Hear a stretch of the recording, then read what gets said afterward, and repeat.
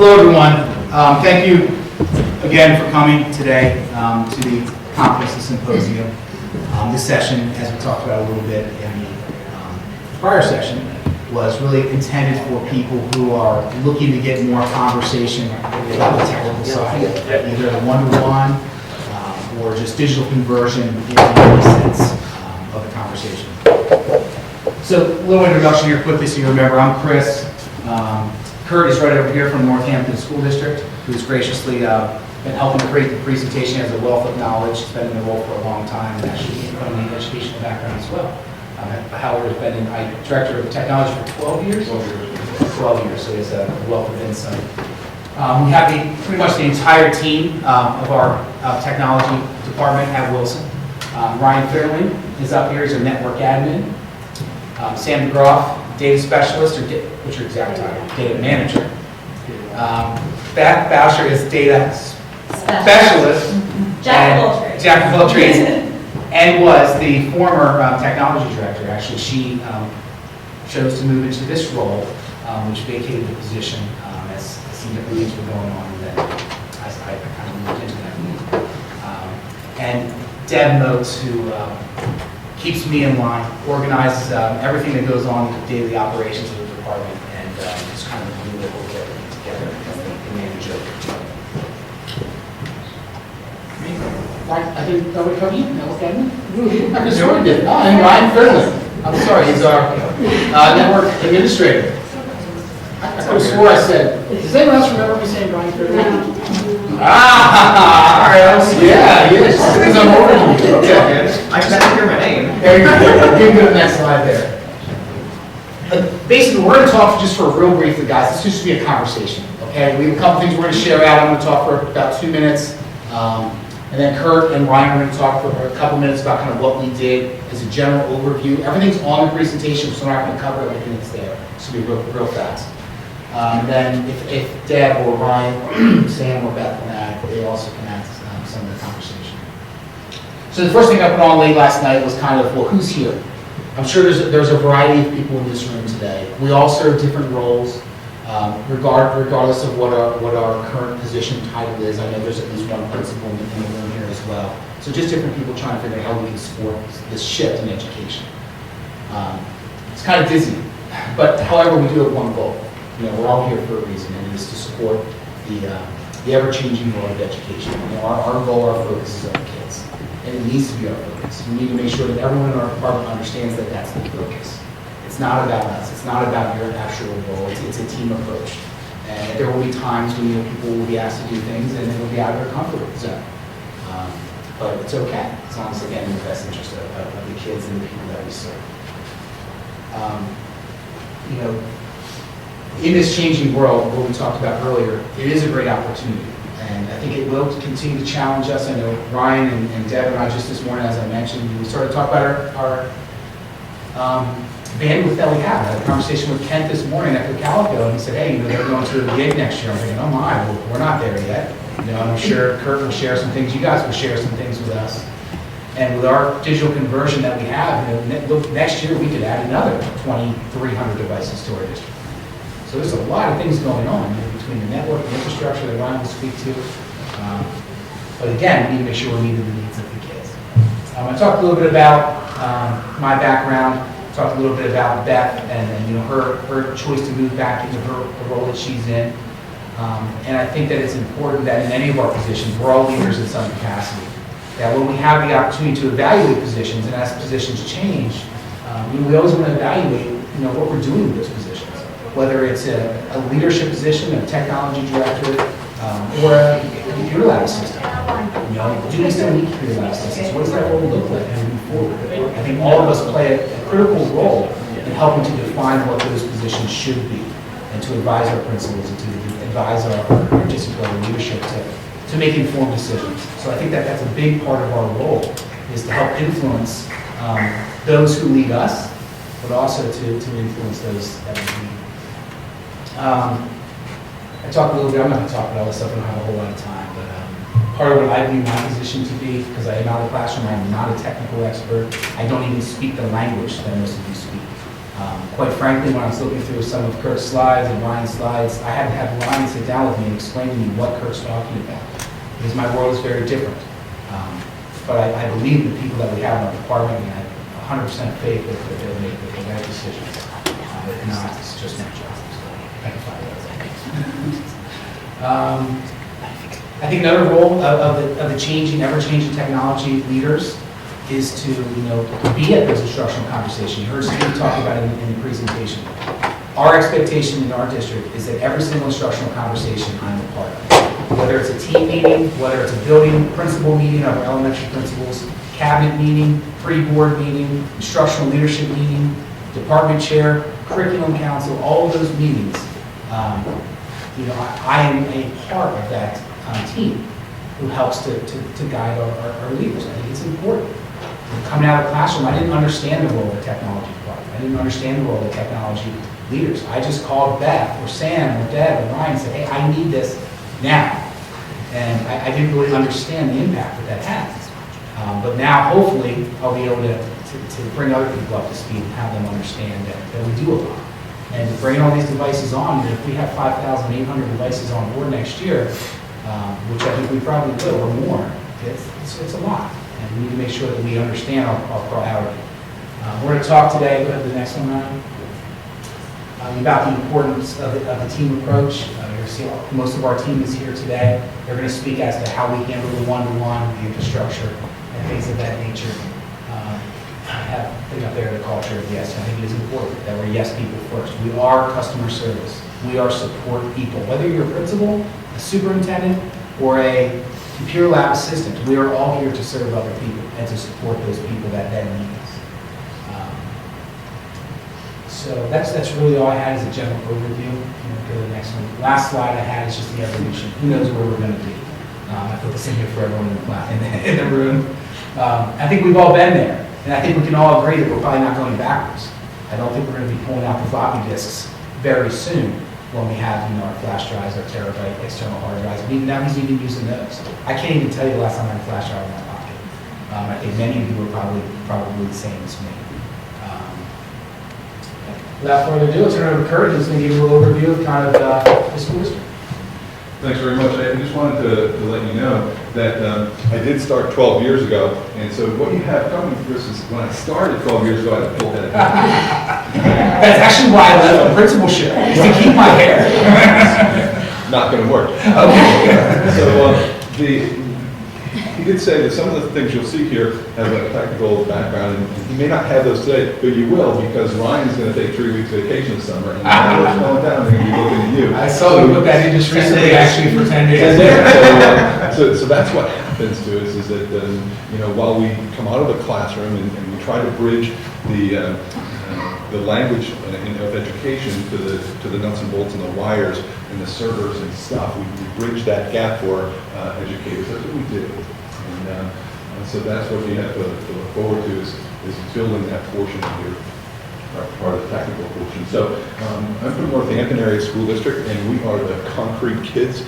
Northampton is known for its concrete industry, built concrete for the Panama Canal and many of the infrastructure that you enjoy today. And that's what we're proud of, and we're proud of that heritage. Northampton is about 7 miles north of Allentown. I always share that because I thank Billy Joel. Everyone knows where Allentown is. So that's a good reference to find Northampton. We're about 7 miles north of Allentown. Our journey began when I first started. My folks reminded me, Kurt, when you interviewed here, we asked you what your vision was, and you said to us, you said, I dream of the day when we just deploy a browser. And that was in 2002. And from that point forward, whenever we look for solutions, we look first to something that's accessible via the web. And the major step towards that is we went to a student information system back in 2007 that was browser-based. No plugins, no Java, no nothing. It had to be HTML, and that was our #1 requirement, is that it had to be device agnostic, was the terminology that we used. And that was required in 2007. And from that point forward, all of our operational tools were required to be web-based. So right now our operations, all the work tickets, and that's all done via the browser. There are a couple of the HVAC systems are definitely not. HVAC, for those of you who do Johnson Controls, they still want that old Java. Drives us crazy. I shared with them how the folks got into Target through the HVAC and probably an outdated version of Java. You haven't shared that with your operations folks. So we want to get them to a more modern system. So all the systems, and in talking with curriculum folks, we looked back at the things that were successful in our district, and we couldn't find any client-server-based solutions that we felt were sustainable and successful in our school district. You remember Success Maker Internet. There was this pack of CDs, and a couple of smiles. There was this pack of CDs, and it was this big, and it went with every computer, and you installed Netscape Navigator on all the computers, and the kids were supposed to be able to take that pack of CD home and do stuff. And then we went to client server, where we installed a client on the computer, and you had a server, and that collected all the student stuff. And that worked for a while, but it kind of broke down, and we didn't have success. But the things that we looked at, and we started looking at, where are the things that are sustainable? What are the things that have longevity? Discovery streaming. And I still have people call it United Streaming, because it's that old in our district. It's very successful there. Why is it successful? And we kept looking back, and it was successful because we didn't have to do anything to our clients. Everything on the client, really all I needed was a browser and some standard plugins like Flash. And we could do that. We weren't really great at the client-server thing, but we were great at it. It was very easy to deploy a browser. So everything from early on, we started marching to the web. And so in 2009, it was after the CFF hangover, and I mentioned that we had a big, huge investment, a real shot in the arm, and the equipment came in. And our Exchange server, we had two big giant stores, and we were trying to back this thing up. And so we were on Exchange, and we knew we had to deploy a new email system, a new email collaboration. So we were a very successful Exchange site. We were using collaborative calendars, and we had resources that were shared out, and we had groups and the whole 9 yards. Very successful Exchange deployment. Exchange server needed to be replaced. And the bottom fell out of the economy, and the superintendent came to me and said, "You get nothing." And I said, "But we need that." We get nothing. And so we started looking around at various solutions for our email and collaboration. And we looked at Communicate on the Apple side, because we do Apple. We looked at Zimbra, a free and open source exchange, and we really like that. It's a really strong tool. And we looked at continuing on with our Exchange server. I think it was Exchange 2003 at the time. And we looked at Google Apps. I brought my network folks into the room, and I said, "That's it, we're too successful. There's my 3 kids over there. They need to eat. We are going to continue with Exchange. I'd love to do Google Apps, but we're going to continue with Exchange." And they said, "Kurt, why don't we do Google Apps?" And this came from our network and our technician. "Why don't we do that?" And I said, "That's easy for you to say. It's my job on the line. It's my job because I had to make a decision." And you know what? We had this big, huge infusion from Classrooms for the Future, and the momentum was going, and BlackBerry devices were everywhere, and they wanted to connect those, and some iPhones started to filter in, and there's all kinds of different devices, and we were constantly tinkering with Exchange to get everybody connected. But one of the things that always connected was our Gmail, our personal Gmail accounts. And I can go on my iPhone and configure Gmail right away, with a BlackBerry right away, and it was always just easy. And so we made a decision, and we had our school board adopt that and approve that, and we announced it to our staff that during the summer of 2010, we would migrate as our primary email system to Google Apps for Education. We worked with our Google folks. We signed a 4-year deal to make sure it would remain free for at least 4 years. And so we used their Exchange migration tool, which are very, very good today. A little rocky then, very good today. Took and we'll have 780 staff members on a Friday afternoon in July. We shut down the store, migrated their stuff, and told them on Monday morning, you'll access your email at this URL. No Outlook. We cut them all off from all of it. And I took so many arrows. They wanted to string me up. Especially secretaries. Some of them still hate me. But But honest to goodness, I took an awful lot of arrows for that. For about 3 months, and then it started to subside, and we started to say, hey, this isn't so bad. And by 6 months, they were saying, boy, I'm glad we're here. And that was a defining moment for us. And so we added student accounts in the 11-12 school year. We started with grades 7 through 12. And then my elementary teacher started saying, hey, what about us? And so we added them as needed that year. And then we went 3 through 12s, figuring out K1 and 2. We already do a great job there, don't need accounts there. And just this past year, our K1 and 2 teachers said, wow, we want to use this too. And so now K to 12, student accounts, and we get that permission beginning of the year in your student handbook. Every parent gets permission. And then my dream started to come true with Chromebooks just deploying the browser. I was just telling Chris and Ryan here that when we walk into our classrooms, after Classrooms for the Future, when we walked into our classrooms, what did we see? We saw our English teachers, and they wanted the finest writing tool ever. Give me a great writing tool. We want our students to be able to write, we want our students to research. And so we thought, boy, what's a better writing tool than a collaborative word processor? Okay, that's English, Google Apps. And then we walked into our social studies rooms, and they were doing research and presentations and all that kind of stuff. We can do that too, and most of them were in the browser already doing that. And that's what we had. We used MacBooks for the Classroom for the Future. And we walked into science, and they had some probes in. They were doing some Excel and graphing and stuff. And so we can do that. A lot of them were in the browser already with their Gmail accounts. And same thing with math. We saw that they were using online graphing calculators. So when we walked into classrooms and we looked at these $800, $900 MacBooks, they were on the web. So the wheels got turned, and the Chromebooks might be a solution for us. So this year, as those start to go out, and our MacBooks get very expensive, they replace batteries and keys that pop off. You ever had a key pop off? That's right, I'm typing. And in one classroom, we had so many keys missing at the end of the year. And the teacher said, I don't know, they just pop off. I wanted to issue them goggles because I don't want any keys flying in your eyes. Just pop off. So that's what we did. So we thought Chromebooks were a match for us, replacing those. The system that we had about that time in Classrooms of the Future, we looked at wireless, and we looked very briefly at Walks because they were new. And we looked at HP, and we had a 3Com system, a 3Com wireless system. And throughout our evaluation, we also looked at Cisco. They were way up here. And then Aruba came in a little bit lower than them. And HP was a little bit lower than them, and Cisco had just been bought, or 3Com had just been bought up by Cisco, or excuse me, HP. And so we looked at that, and we said, well, we're going to come in the middle because we really like this Aruba system. In retrospect, I would like to take a closer look at Meraki, who was kind of new at the time, and I would like to take a closer look at Ruckus.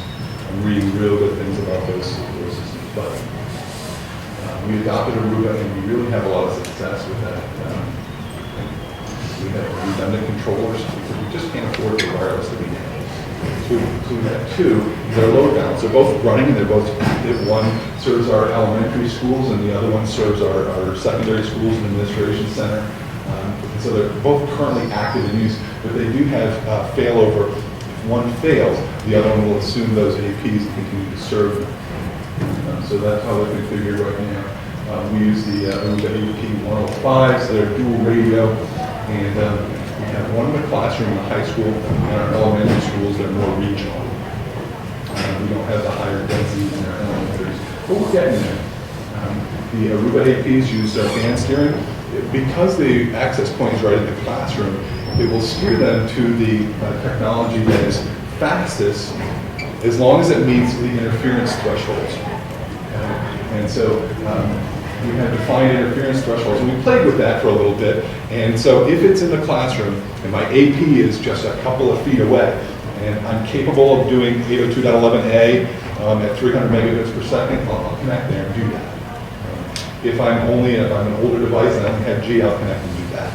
And so we tried to tinker with it a lot, and then we just put it in auto mode, and we watched it.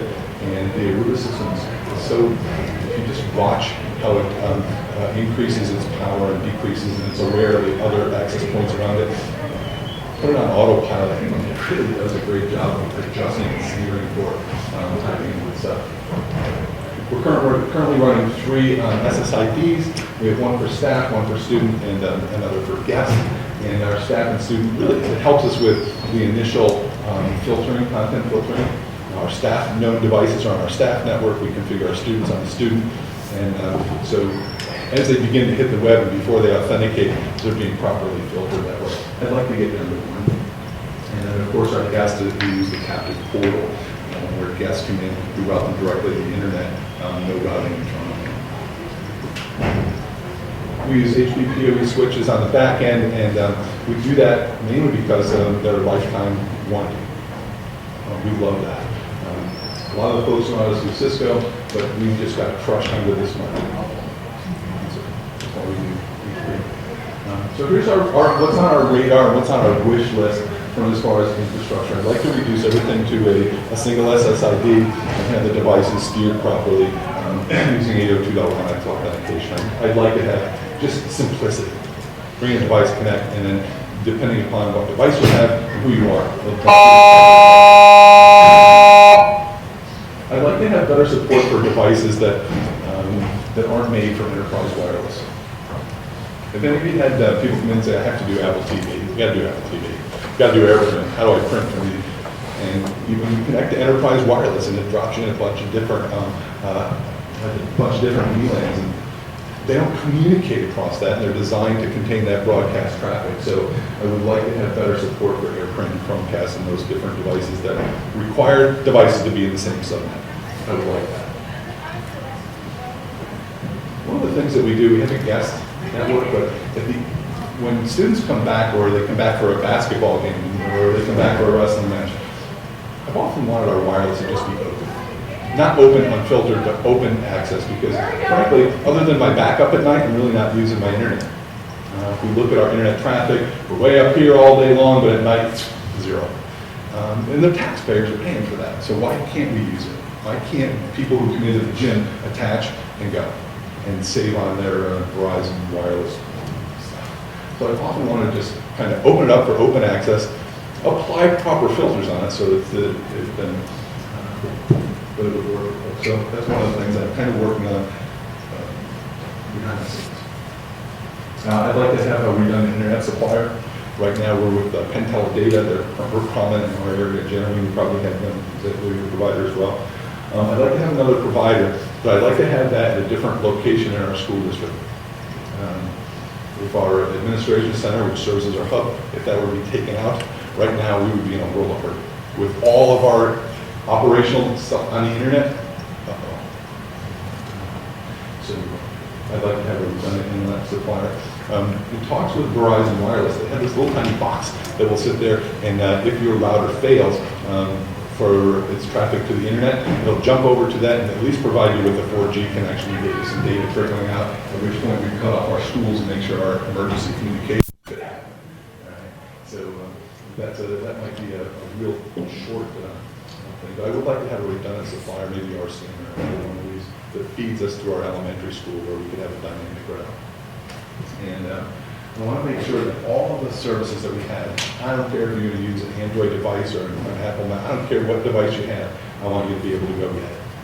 And the only thing I know that does that today is the web. So I'd like to make sure that all of our services are device independent. We have about 900 Chromebooks out there now. We're using Chrome boxes in our libraries. We put Chrome boxes in place for our custodians. Custodians just want to get on the work ticket system, find out what I have to do, and go. They don't want to wait. Chrome boxes are working great for custodians. I want to stabilize Google Cloud Print. Have any of you experimented with that? Are you okay? Is it stable for you? Because right now, it's not stable, is it? No, we have to restart the service too frequently. I could babysit it too much. Google Cloud Print is a mechanism by which you take your traditional network printers, put this service on your print server, and it will serve printers to your cloud-enabled devices. So I want to make sure that that gets stabilized in our school. And we have, our challenge is staffing. I want to make sure that we have proper training for our staff, excellent professional development, and what I call just-in-time support. Many of our teachers will take risks, but the first time they take that risk, they want to have someone who's done it and be in their classroom to hold their hand through it until they establish confidence in the system. Once they establish that confidence, and those are our challenges in my district right now, is training, professional development, and just-in-time support. So that's what we do. All right.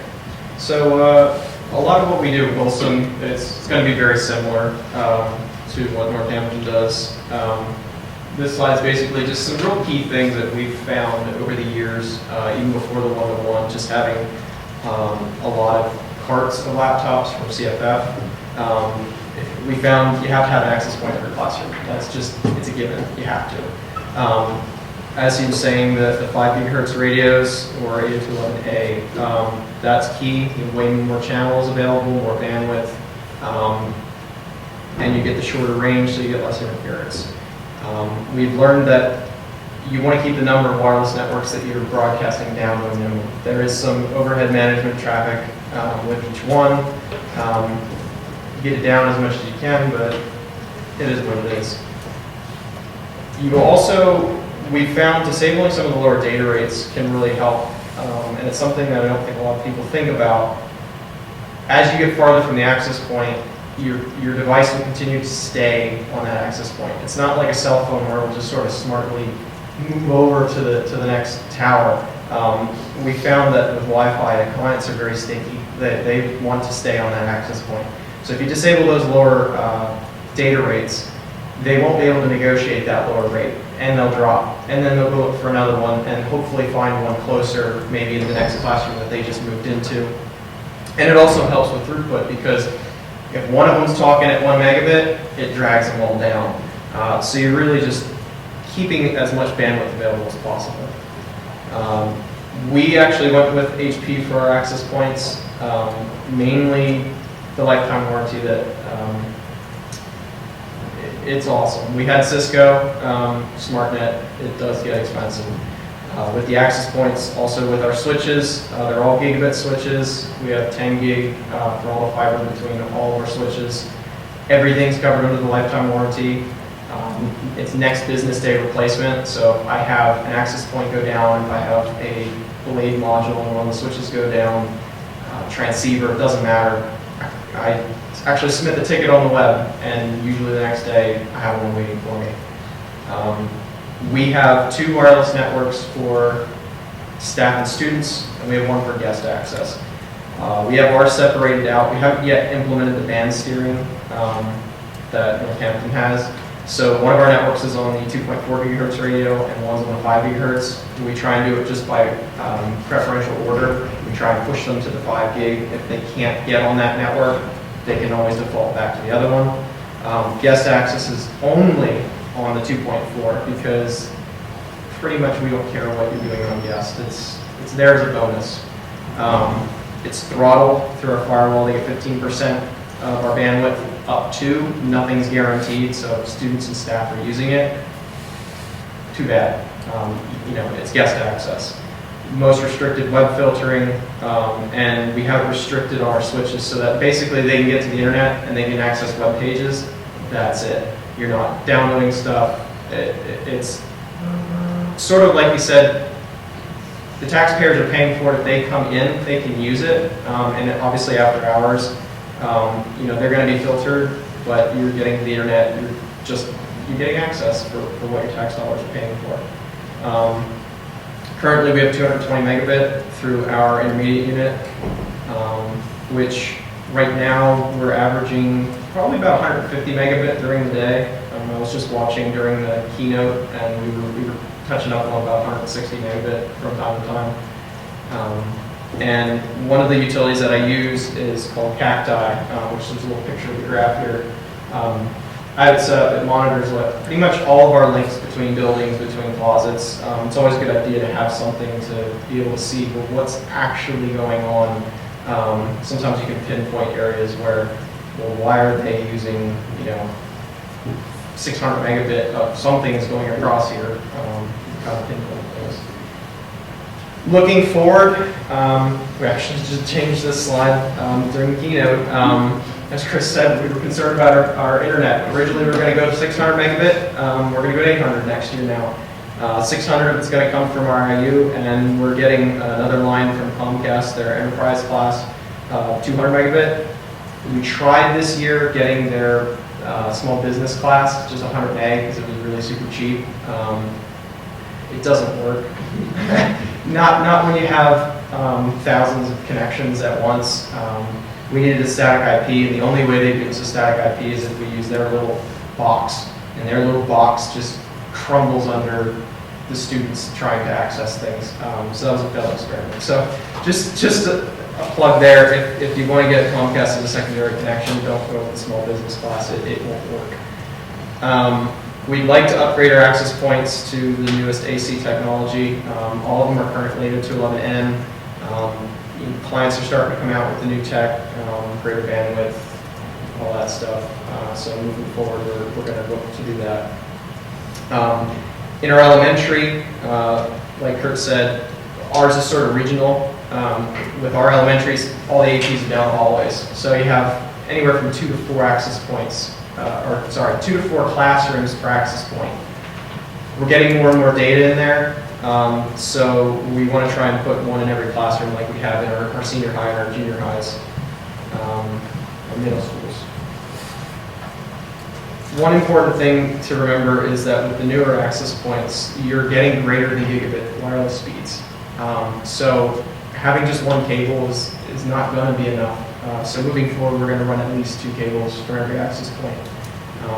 And that may not even be enough. We want to enable band steering. Like I said, it's important to get everyone onto that 5 gig radio, much more bandwidth available. We purchased recently HP IMC, Intelligent Management Console. It's got a lot of things in it that it can do. The main thing that we're looking to do is it can monitor every switch, every access point. We can see coverage, who's connected, what the load is, just to help us better pinpoint for next year, what's going on in the classroom. If someone calls up, it's being slow. Why is it being slow? Oh, well, your access point is completely saturated. Important information to have. And like I'm sure everyone wants to do, we want to reduce the number of printers and copiers. That kind of lends itself with Google Apps, the more sharing, more online collaboration we need. You don't have to do the hard printing. For Google, we use the Google Apps directory sync. So everything's maintained in Active Directory, just pipes it all over into Google. That's fairly straightforward to set up. Google Apps password sync we also use so that their Active Directory password is the same as their Google password. In order to get that playing nice, because we do still have Exchange, we had to create a custom Active Directory attribute. We named it Google Email. We put their email address, their Google email address in that field, and that's what the directory sync and the password sync look to. If you make the full complete switch to Google, you don't need that. You just point at the regular mail field in Active Directory. We currently have Google Apps K through 12. Everybody has an account. Every staff member has an account. Even our coaches of sports have accounts in Google. Since they're free, why not? Kindergarten through 5th grade, we do have restricted that they can only email within to teachers or other students, just as a safeguard. Everyone else it's a full enabled mail account. Google Plus, our high school started experimenting with. They use it, and due to you have to be 13 or older or your account will get suspended. We have it restricted that Google Plus is only allowed in the high school to just kind of play by those rules. We also use Google Cloud Print. We haven't really gotten heavy into it. It's set up, but I don't think too many people are using it yet just because we've only just recently deployed Chromebooks for 9th grade. And Hapara is a classroom management tool that we use. You can upload all your classes, all your students then into the classes, and it will build a folder structure for all the students in their Google Drive. The teachers can see them. If they want to share with their class, they can just drag the document into that folder. Bam, their whole class has access to that. If the kid needs to turn something in, they can put it in the folder. If they want to email the class, they can also see the screens on the Chromebooks for sort of a remote control. They can see the tab they have open. They can open tabs remotely. It's a pretty powerful tool that we've been getting into. We put this slide in here to just kind of address what our hardware support looks like with going forward with the one-to-one. And so it's actually, it's meant as a discussion point that you can think about maybe questions, because we do want to turn this over so we can talk about this and talk about the different questions that have to do with it. As far as protection, I did bring an example of what we used for the Chromebook protection, just the physical protection of the Chromebooks. So I have examples of those. Our first one that we had last year didn't work so well, and the two different device covers that we have now. This is an iPearl case. You can look at it when we're done here. It's just a nice hardcover case that provides us support for the LCD, and so you don't have to worry about the pressure damage that we were seeing with some of the, yeah, it's very easy snaps on, but it just makes it a little bit more firm. You can stick it in the backpack and not worry so much about damaging the LCDs. We had also deployed a bag that was nice and firm and had padding inside, but the students were saying, yeah, I don't like to carry my backpack and a bag for the Chromebook. So we're trying to find, the good thing that the students will use that require them to keep that case on, to keep the device a little more safe, keep it from getting scratched and everything. But I just wanted you to be able to see that. So that's just for the Chromebook protection. We do have a scenario that we have if you have loss or damage, and we'll have links to all of these in this presentation. There's links to, if you're interested in the devices, where to go. You can look at these, to purchase them, what the loss damage theory looks like. But basically, and this is an ongoing thing that we're doing with our staff and with our students. We've got a student tech team that we're grooming now that will be in location in the two different buildings. We have an upper house and a lower house. So the first step, if a student comes in and says, I've broken my Chromebook, they'll go to either the building tech assistant or the teacher of their first class. And as we mentioned a little bit up in the keynote, our goal is that the student doesn't miss a beat, because obviously we're saying all of you have to have one of these, all of you need these for instruction, you don't want the student to be without it. So we have spares, we'll have them in locations, so it'll be a quick loaner swap until we can assess and evaluate what's wrong with the device and get it taken care of as quickly as possible and get it back in the student's hands. Because once again, if it's theirs, the history shows that they tend to take better care of it if it's one they know that they're going to have for any length of time. We did create a Google form that the tech assistants can fill out, or the student tech team can fill out, to say all the relevant information about what happened with the damage and where we are, and that automatically fills into a Google spreadsheet that our offices can then use. The building secretaries add that in as an obligation based on the damage schedule. It goes right into their Skyward account so that the parents then are aware of just what the cost is of this. Basically, each of our students pays a tech fee. At the beginning of the year, it's an annual tech fee. We charge $40 a year. That was based on some of the things that we had seen out there for existing one-to-ones. At the first damage incident, they're charged a $20 copay for that, regardless of what happens. If they have a second incident, then they're charged $50 for that. And if they have a third incident, they're responsible for the entire cost of replacement or repair of that device. So again, those are entered in as obligations or financial obligations. But last year with our pilot, we had one student who had two, none who ever had three, and so far, I do have all the information as far as loss, damage, specific information we can talk about more later if that's something that you're interested in, the percentages of damage that we saw, the type of damages that we saw, and what it's actually cost the district, because I think that's kind of important information for you to have, going forward. As far as internet, I just have that in for information, what it looks like in our district. We have our entire ninth grade, 464 students who are involved in the program. Of that, there are 33. We have them completely sort of there's 33 students who don't have internet at home. So we have published information, and I did include links in the notes section of this as well. There's low-cost $9.95 Comcast in this area. You can get low-cost internet. So we try to help the families to be able to obtain that, and Chrissy could probably talk more about that information. And as far as filtering, obviously when they're here on our network, the Chromebooks are filtered, but then the parents are concerned, okay, well, what about at home? And the solution that we offer to them is something called OpenDNS. Some of you might be familiar with it. And there's a link included in the notes section as well that you can find out about that. There's a free component of that, and basically they configure their home router to the type of filtering that they want to do. So we've made all that information available to our parents. And again, we're still learning. We're learning from last year's pilot, we're learning from this year's pilot, and now the full implementation. So these are some of the things that, we've got some statistics, we've got some information, and we can open our discussion then for questions that, getting past that, where you are, what we've done, what we've learned, and, what we've put in work, and then kind of go from there. So, Chris, I think this is you, yes? Yeah, I'm not going to go any further. Okay. We've got 15 minutes left. There's some more things on there. But Do you want me to go through, or you? No, just, you know the last slide. Okay. One more. No, one before. That. I guess now we have about 15 minutes left before our lunch. Our lunch is about 15 minutes, which is kind of designed for us to continue to work. But maybe we should open the floor to anyone else who wants to share experiences that they've learned from, failures that they've had, holes in the plans that you've heard, critiques or advice.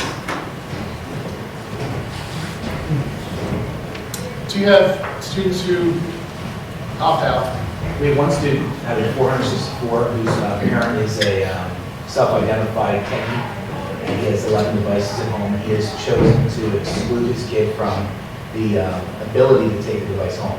We still provide the device to the child. He picks it up every morning in the computer area, and he will return it every day at the end of the day. It is inconvenient for that child. I'm not going to say that it was designed that way, but that inconvenience must fall on the kid. That kid's been great. He uses his Chromebook all day and uses his MacBook at home. What about, He doesn't bring it into school or not?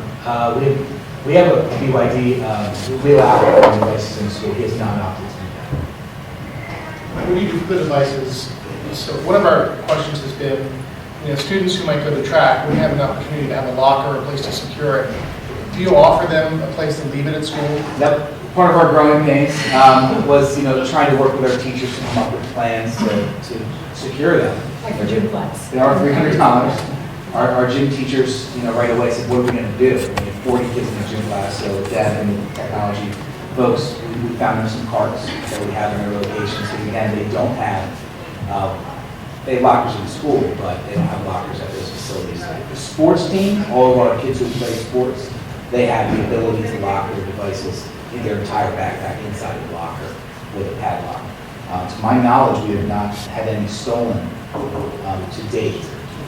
I'm hoping that, again, that will be consistent when every kid has a device, other than the fact that they can sell them, I guess. Absolutely.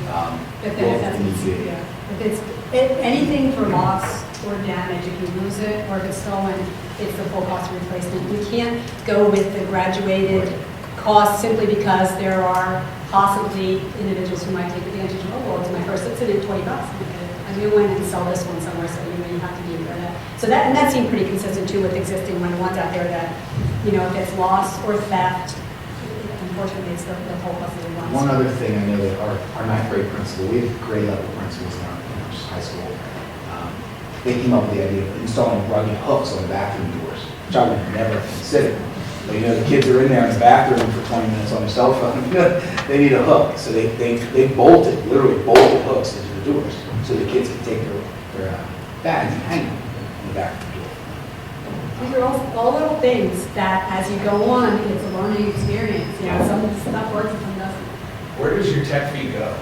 Is it It's an account code, an account code specifically designed for I think we need to work on that. I Yeah. think that currently, the idea is a self-insurance model. Originally, the proposal was a revenue generator.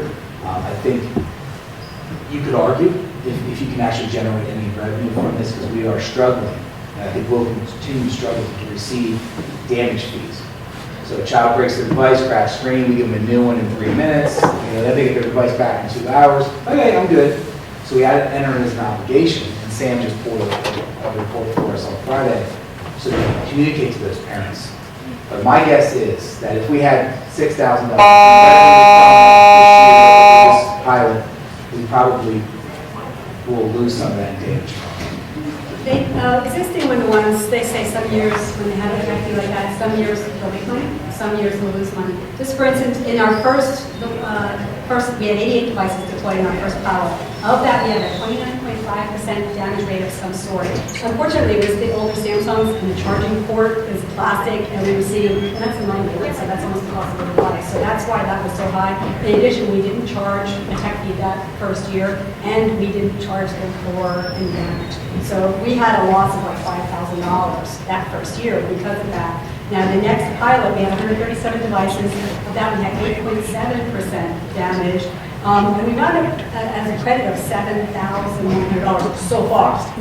So, yeah, there's still some things to come. And these devices every day, I mean, again, this is not specific to any device. However, if you are, if you were in agreement with Kurt that everything is going web-based, the Chromebook devices are changing every single day. If you participate in any social media of any kind regarding technology, literally every week there's a new program. And they're always more durable. They're always coming up with better ideas to make repairs cheaper. So hopefully that number will continue to decrease. I will share with you, Hillsborough, New Jersey, who is a Google-sponsored school. We spent some time there a couple weeks ago. They don't self-insure. They actually bring an outside insurance agency in. Their kids pay, I believe, $40 per year. But there's no damage cost.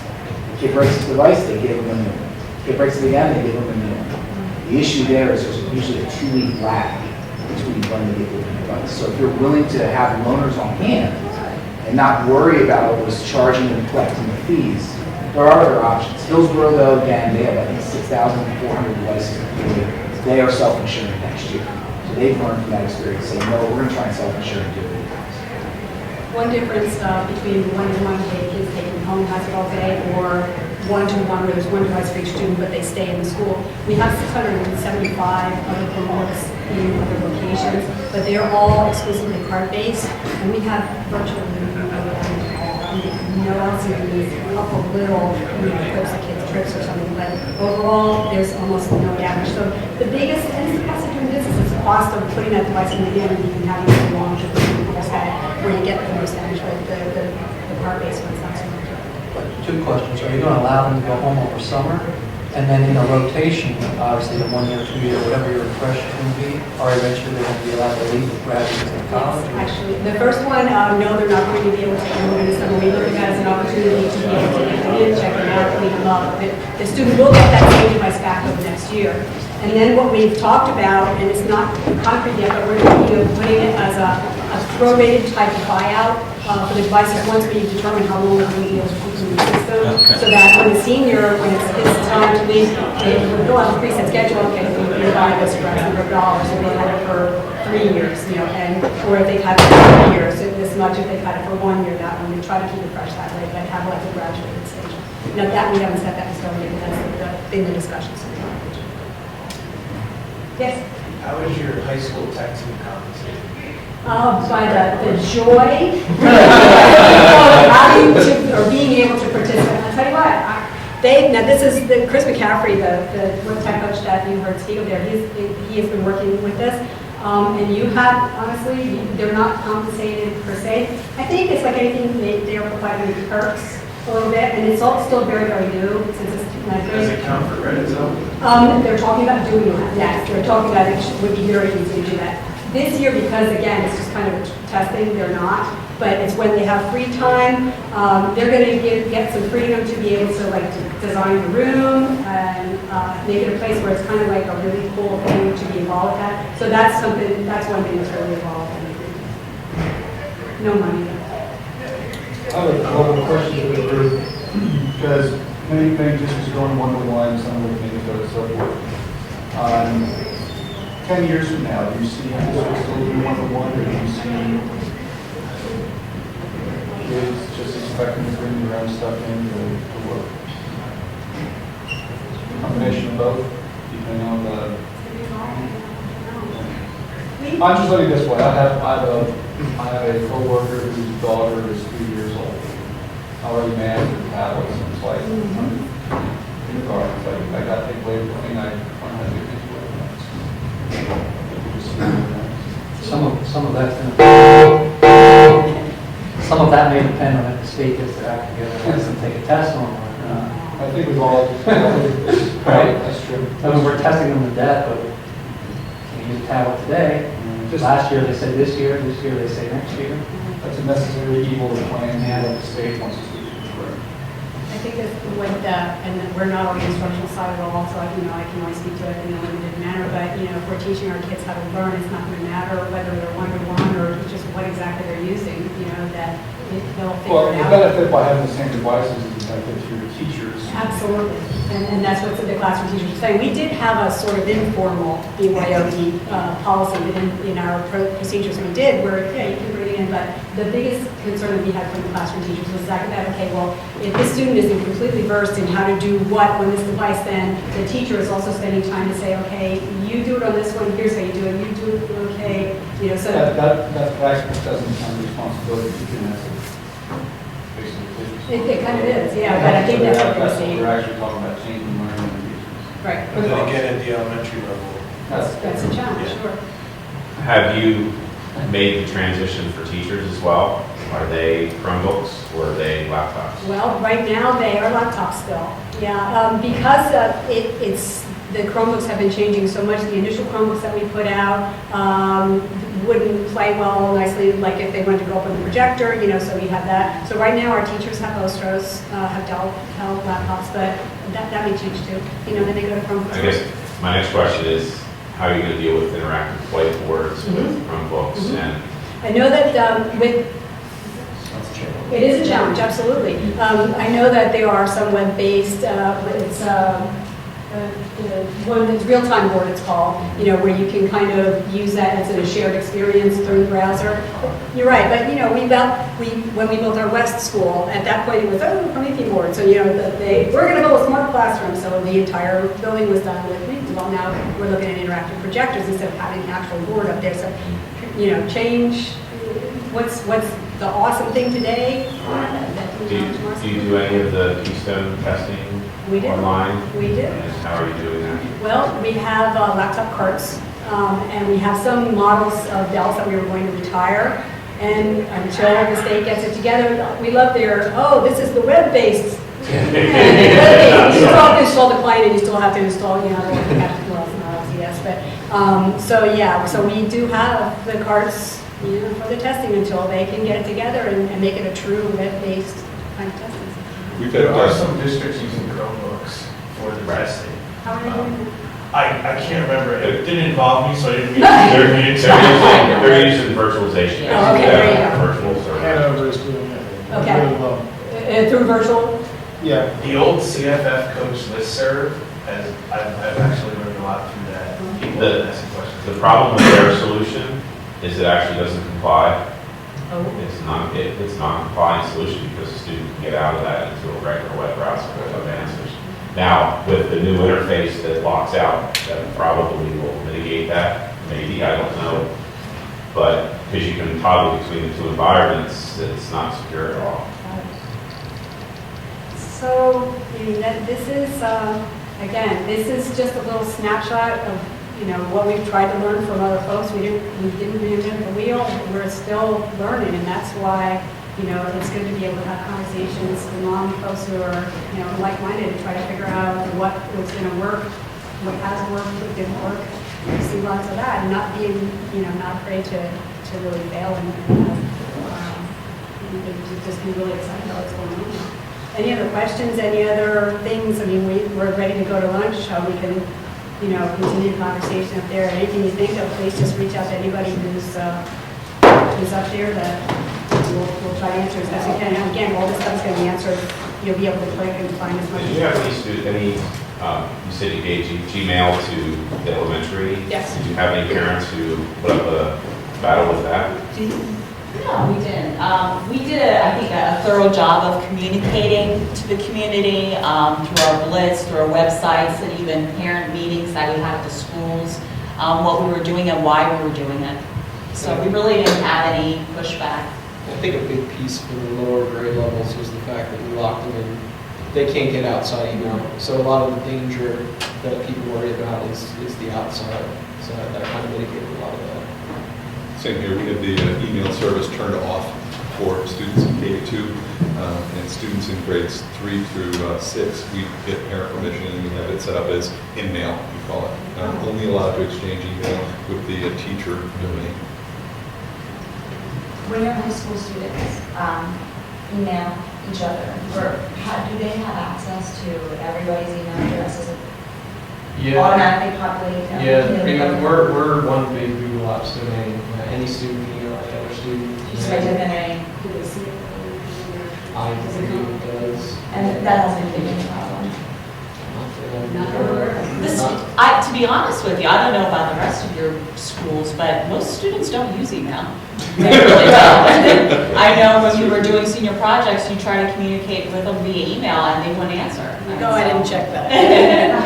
They weren't checking their email. I have a question on how your emails are, like the names can use for like the first name, last name, is it, how?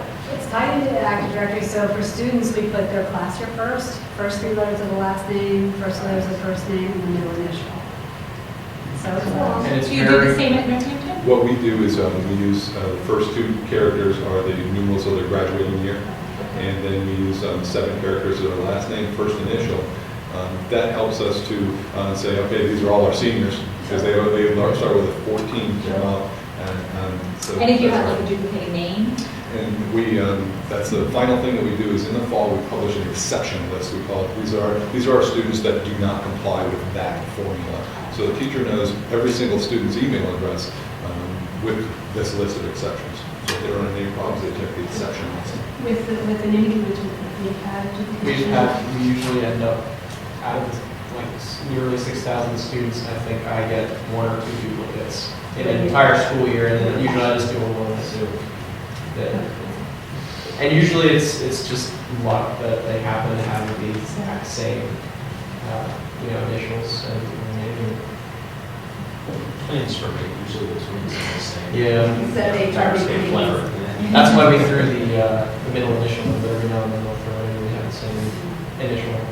And we had 3 boys, students in grade 1 and another grade here, they're all Bradley A. Martin.